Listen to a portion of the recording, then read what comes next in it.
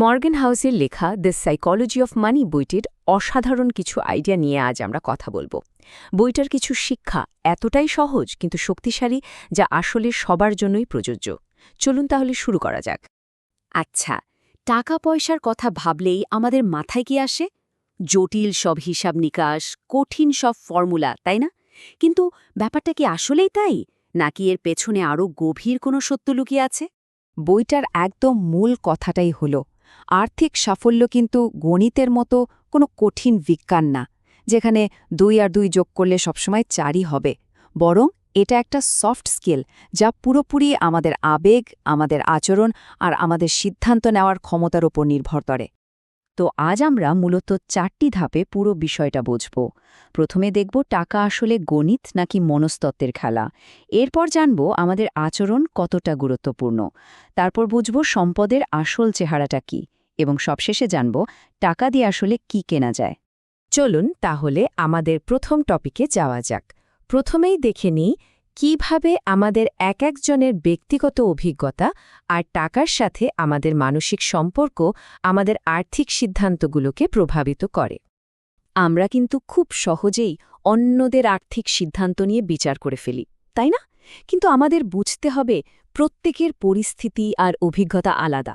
যেমন ধরুন, যে অর্থনৈতিক মন্দার মধ্যে বড় হয়েছে, সে হয়তো শেয়ার বাজারে বিনিয়োগ করতে ভয় পাবে।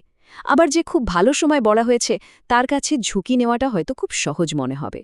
মজার ব্যাপার হলো, দুজনের কাছেই কিন্তু তাদের নিজেদের সিদ্ধান্তটা একদম যৌক্তিক। এবার আসা যাক সবচেয়ে ইন্টারেস্টিং পার্টি। সম্পদ বানানোর জন্য জ্ঞান বেশি জরুরি নাকি ব্যবহার? এই ব্যাপারটা বুঝতে একটা অসাধারণ সত্যি ঘটনা শোনা যাক। এর নাম রোনাল্ড রিড। পেশায় ছিলেন একজন সাধারণ তত্ত্বাবধায়ক বা জ্যানিটর, মানে কোনো গ্যাস স্টেশন বা দোকানে ফ্লোর পরিষ্কার করতেন। বাইরে থেকে দেখলে একদমই আটপড়ে একজন মানুষ, কিন্তু তার গল্পের শেষটা কিন্তু মোটেও সাধারণ ছিল না। ভাবতে পারেন, 2014 সালে যখন তিনি মারা গেলেন, তখন তার অ্যাকাউন্টে কত টাকা ছিল? প্রায় $8 মিলিয়ন।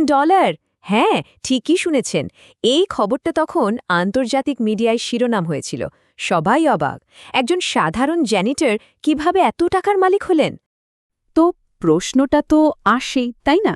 কোনো বড় ডিগ্রি নেই, ফিন্যান্সের ওপর কোনো পড়াশোনা নেই, তাহলে কিভাবে তিনি এটা করলেন? রহস্যটা কী ছিল? তার কৌশলটা ছিল, মানে শুনলে অবাক হবেন, এতটাই সহজ। তিনি খুব সাধারণ একটা জীবন কাটাতেন, যা পারতেন জমাতেন, আর সেই জমানো টাকাটা খুব ধৈর্য ধরে ভালো কিছু কোম্পানিতে ইনভেস্ট করে রেখেছিলেন। ব্যাস, কয়েক দশক ধরে কম্পাউন্ডিংয়ের জাদু তাকে এই বিশাল সম্পদের মালিক বানিয়ে দেয়। তার গল্পটা এটাই প্রমাণ করে যে সঠিক অভ্যাস আসলে যে কোনো দামি ডিগ্রির চেয়েও অনেক বেশি পাওয়ারফুল। তো রোনাল্ড রিডের গল্প থেকে সবচেয়ে বড় শিক্ষাটা কি? এটাই যে আর্থিক সফলতা আসলে সবার জন্য সম্ভব, কারণ এটা কোনো রকেট সায়েন্স না। এটা হলো নিজের আচরণের ওপর কন্ট্রোল রাখার একটা স্কিল। আচ্ছা, এবার চলুন সম্পদ নিয়ে আমাদের কিছু কমন ধারণাকে একটু চ্যালেঞ্জ করা যাক। দামি গাড়ি বা ফোন থাকলে কি একজন সম্পদশালী হয়ে যায়? চলুন দেখা যাক। এই ব্যাপারটাকে man in the car paradox বলা হয়। মানে, যখন আমরা একটা দামি গাড়ি দেখি, আমরা কিন্তু গাড়ির মালিককে নিয়ে ভাবি না। আমরা ভাবি, ইস, এই গাড়িটা যদি আমার থাকতো, তাহলে সবাই আমাকে কি ভাবত। আমরা মনে করি দামি জিনিস কিনলে মানুষ আমাদের সম্মান করবে। কিন্তু সত্যিটা হলো, মানুষ আসলে সেই জিনিসটাকেই দেখে, আমাদের নয়। আসলে লোক দেখানোর এই প্রবণতাই হল টাকা হারানোর সবচেয়ে সহজ আর দ্রুত উপায়। সামাজিক তুলনা আর অন্যদের সাথে তাল মিলিয়ে চলার চেষ্টাটা একটা ফাঁদের মতো। আমরা প্রায়ই এমন জিনিস কিনি যা আমাদের দরকার নেই, শুধু এটা ভেবে যে অন্যরা আমাদের নিয়ে কি ভাববে। ধনী আর সম্পদশালী এই দুটো কিন্তু এক জিনিস না। ধনী মানে যা দেখা যায়, দামি গাড়ি, বড় বাড়ি, এটা হলো বর্তমান আয় খরচ করার একটা প্রমাণ। আর অন্যদিকে সম্পদশালী হওয়া মানে হলো যা দেখা যায় না। এটা হলো সেই টাকা যা খরচ না করে জমিয়ে রাখা হয়েছে ভবিষ্যতের স্বাধীনতার জন্য। তো আমরা এতক্ষণ সম্পদ জমানো নিয়ে কথা বললাম, কিন্তু এবার আসা যাক সবচেয়ে জরুরি প্রশ্নে। আমরা কেন সম্পদ তৈরি করতে চাই? এর আসল উদ্দেশ্যটা আসলে কি? বইয়ের একটা খুব পাওয়ারফুল লাইন আছে, আপনি যা চান, যখন চান, যার সাথে চান আর যতক্ষণ চান সেটা করার ক্ষমতাই আসলে অমূল্য। এর মানে হল টাকা জমানোর আসল রিটার্ন শুধু আরও বেশি টাকা নয়। আসল রিটার্ন হল নিজের সময়ের ওপর, নিজের জীবনের ওপর কন্ট্রোল ফিরে পাওয়া। সকালে ঘুম থেকে উঠে এমন একটা কাজ করার স্বাধীনতা যা আপনি আসলেই করতে ভালোবাসেন, শুধু টাকার জন্য নয়। এটাই কিন্তু আসল সম্পদ। অনেকেই একটা কথা বলেন, আরে আমার তো আয় কম, আমি আর কি জমাবো। লেখক বলছেন এটা একটা ভুল ধারণা। সঞ্চয় করাটা আসলে একটা অভ্যাস, আয়ের সাথে এর তেমন কোনো সম্পর্ক নেই।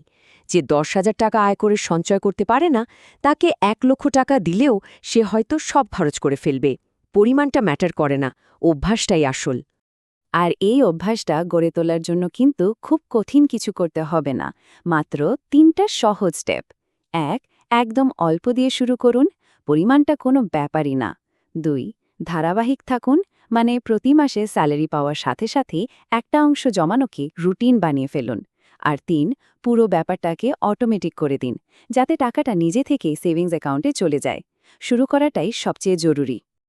তো এই পুরো আলোচনা শেষে একটা প্রশ্ন, নিজের আর্থিক জীবনকে আরেকটু ভালো করার জন্য আজ থেকে কোনো একটা ছোট্ট অভ্যাস বদলানোর কথা ভাবা যায়। কারণ মনে রাখবেন, ছোট ছোট অভ্যাসে কিন্তু একদিন বড় পরিবর্তন নিয়ে আসে।